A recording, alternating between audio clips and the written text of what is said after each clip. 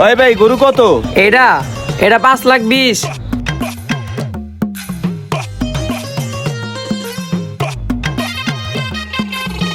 450 দিবেন?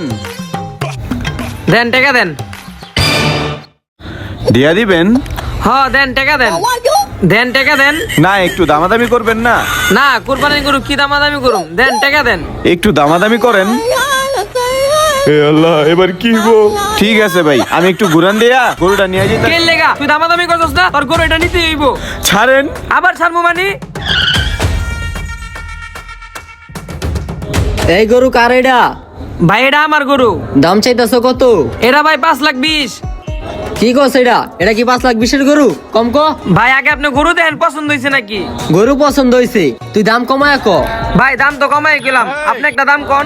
আমার দামের লগে তো তোর দাম আকাশ পাতাল তফাৎ। তোর এই গরু 350 দিমু, ওইলে দে লয়ে যাম। ভাই দেখছেন আমার এই গরু দেওয়ার লেগা পুরো হাটের মানুষ একজোর হয়ে রইছে। আপনি বুঝেন আপনি কোন গরু নিতে চাইতেছেন। 5 লাখ টাকা দিয়ে। কি ও রাসেল ভাই, আপনার না আর্থিক অবস্থা ভালো না? তাহলে আপনি দিয়ে হাড়ে আইলেন। হ্যাঁ ঠিক কইছো, এবার আর্থিক অবস্থা ভালো না, কিন্তু কি করার, পোলা পাইন মা বাপ বোন ওরা সবাই জিত করছে, এবার কোরবানির গরু কিনতেই হইব। আর এলাকায় আমার একটা মান সম্মান আছে না, হাটের থেকে যদি ছোট্ট একটা গরু কিনে নিয়ে যাই এলাকার মানুষ অসম্মান করবো না, তাই হাটে আইছি বড় একটা গরু কিনার লিগা। ভাই আপনি আপনার পোলা পাইন মা বাপ এলাকার মান সম্মানের কথা চিন্তা করে হাড়ে আইছেন গরু কিনতে, কিন্তু গত সপ্তাহে যখন আপনার থেকে আমার পাওনা 1.5 লাখ টাকা চাইতে গেলাম তখন আপনি আমারে কি বললেন? ভাই আপনি চাওয়ার সাথে সাথে আপনার আমি 1.5 লাখ টাকা ধার দিয়ে দিছি, কিন্তু আপনি ঘুরাইতে ঘুরাইতে 6 মাস পার করে দিছেন। ভাই কয়েকদিন পর কোরবানির ঈদ, আমারও তো মা বাপ আছে, আমারও তো ছোট ভাই বোন আছে, ওদেরও তো শখ যে আমি একটা গরু কোরবানি দিমু। ভাই আমার পাওনা টাকাটা এবার আমার ফেরত দেন। বাইরে খুবই ভয়াবহ অবস্থায় দিন পার করতেছি, ডেরামে চাইল নাই, পাতিলায় তরকারি নাই, কইতে পারস কোনো মতে খায়াটা বাইচা আছি। আর কিছুদিন সময় দে, তোর টাকাটা আমি একটু জোগাড় করতে পারি, তারপরে তোর পই পই করে বুঝাই দিমু। তাহলে ভাই এখন গরু কিনার টাকাই লোকই থিকা। হ্যাঁ মানে রাফি হইছে কি, এই কোরবানির গরু কিনার লিগা আমি আগে থেকে টাকা জমায় রাখছিলাম। রাসেল ভাই আপনার যে কথা সাজানো, আপনার মুখের অঙ্গি ভঙ্গি দেখলেই বোঝা যায়। আপনি জানেন ইসলামে কি বলে?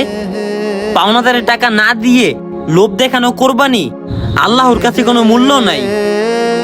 ভাই আপনার কাছে যে টাকা পাই এই টাকার জন্য এবার আমি কোরবানি দিতে পারলাম না। আমারও তো ছোট ছোট ভাই বোন আছে, আমারও তো মা বাবা আছে, তাদেরও তো সকাল্লাত আছে, তাদের ছেলে কোরবানি দিব। কিন্তু আপনি যে আমার টাকাটা আটকে গরু কিনতে আইলেন, এই টাকা দিয়ে যদি গরু কিনা কোরবানি দেন, এই কোরবানি কি আল্লাহর কাছে কবুল হইব? ভাই শহীদের মর্যাদা আল্লাহ পাকের কাছে অনেক বেশি, কিন্তু আল্লাহ কি বলছে?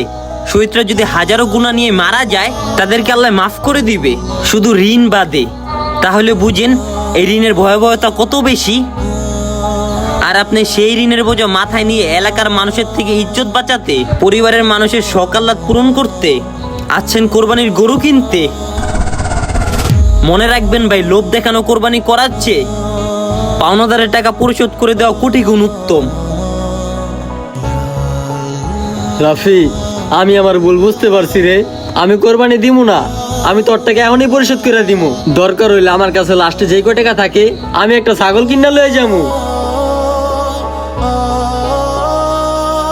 আমার মাফ করে দিস ভাই, আমি সমাজের চোখে ভালো শাস্তি গিয়ে, ইজ্জতবান শাস্তি গিয়ে আমি আল্লাহর চোখে অপরাধী হয়ে যেতে লইছিলাম।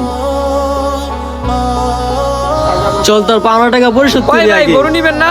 ভাই আগে পাওনা টাকা পরিশোধ করি, তারপরে টাকা থাকলে ছোট্ট একটা ছাগল কিনা নিমু, লোক দেখানো কোরবানি দিমু না।